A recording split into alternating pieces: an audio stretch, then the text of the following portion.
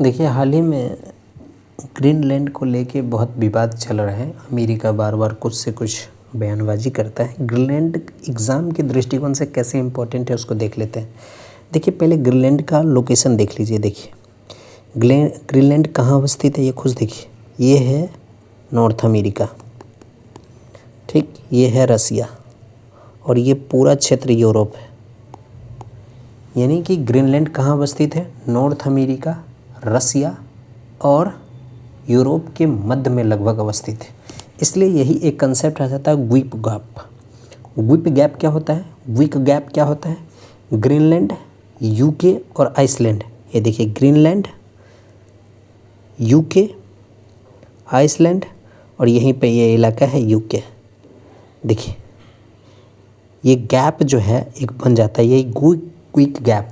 Actually हुआ क्या है कि इस आर्कटिक क्षेत्र में, देखिए, अटलांटिक महासागर में अगर कोई भी गतिविधि होती है, सैन्य गतिविधि, तो यह अपने अमेरिका चाहता है इस क्षेत्र पर हम अपना रडार एक्टिव कर लें, ताकि अगर कहीं से भी हमला होता है तो हम जो है इस क्षेत्र के माध्यम से उस हमले को तुरंत रोक सकते हैं। ठीक, क्योंकि इस क्षेत्र के माध्यम से अटलांटिक महासागर में पनडुब्बियों को या कोई भी बाहर से जो भी हमला हो रहा है, चाहे आर्कटिक क्षेत्र से, उन सब हमलों को निगरानी करने के लिए अमेरिका क्या करता है? ग्रीनलैंड पर अपना कब्जा जमाने की कोशिश कर रहा है। अब ये समझ में आए ग्रीनलैंड अमेरिका क्यों लेना चाहता है? वो इसलिए लेना चाहता है क्योंकि यहाँ पर ऑलरेडी उसका एक बेस है जिसका नाम है पिटफिक। उसके माध्यम से अमेरिका पूरे क्षेत्र पर क्या करता है? पूरे क्षेत्र पर निगरानी रखता है ताकि कहीं से कोई अमेरिका की तरफ से हमला ना हो जाए। लेकिन इसमें एक छोटा सा क्षेत्र है। अमेरिका सोचता है कि यदि ग्रीनलैंड पूरा हो जाए तो हम पूरे क्षेत्र पर अपना नेवल बेस बनाकर हम न केवल अटलांटिक में बल्कि यहीं से आर्कटिक पूरे क्षेत्र में क्या करेंगे? हम निगरानी बढ़ा सकेंगे। ठीक, इसी क्रम में ग्रीनलैंड पर वो कब्जा है। दूसरा, ग्रीनलैंड में और इम्पोर्टेंट क्या है? पहला, सैनिक दृष्टिकोण से इम्पोर्टेंट। सेकेंड इम्पोर्टेंट बात क्या है? क्योंकि यहाँ पर दुर्लभ खनिज है। अभी पूरे दुनिया में सबसे अधिक दुर्लभ खनिज पर नियंत्रण चाइना का है, तो अमेरिका इस क्षेत्र पर नियंत्रण स्थापित करके चाइना के एकाधिकार को तोड़ना चाहते हैं। और तीसरा महत्वपूर्ण, यह यूरेनियम का भंडार है यहाँ पर। ठीक, अमेरिका इस क्षेत्र पर यूरेनियम के भंडार भी पाना चाहता है, इसलिए इन तीनों।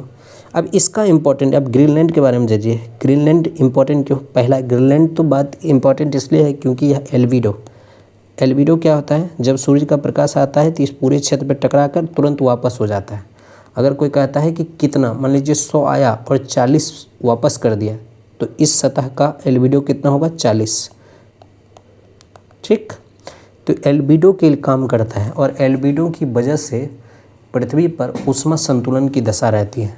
ठीक, लेकिन प्रॉब्लम क्या हुआ कि ग्रीनलैंड जो है अभी आइसलैंड के कब्जे में है और माफ़ कीजिएगा डेनमार्क के कब्जे में। डेनमार्क ने पूरा विरोध किया इसका और इन्होंने ये कह दिया कि डेनमार्क क्या है कि हम ये जो नाटो का एक्ट है उसके आर्टिकल 5 जो आपने कहा है, यदि एक देश पर हमला दूसरे सभी देश पर हमला माना जाएगा, हम उसकी बात करेंगे और सभी नाटो के देशों से बोलेंगे आकर आपसे युद्ध करें।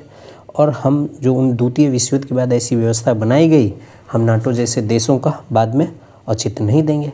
बाद में बीच में नाटो आके मध्यस्थता किए हैं, अमेरिका और डेनमार्क के बीच में मध्यस्थता की है। और मध्यस्थता के बाद ये कहा गया है कि पहले जो पिटफिक द्वीप थे उसी के आसपास अमेरिका को और क्षेत्र दे दिया जाए ताकि वह रसिया और चीन जैसे देशों का क्या कर पाए? निगरानी कर पाए। ठीक, अभी तक बात यही है।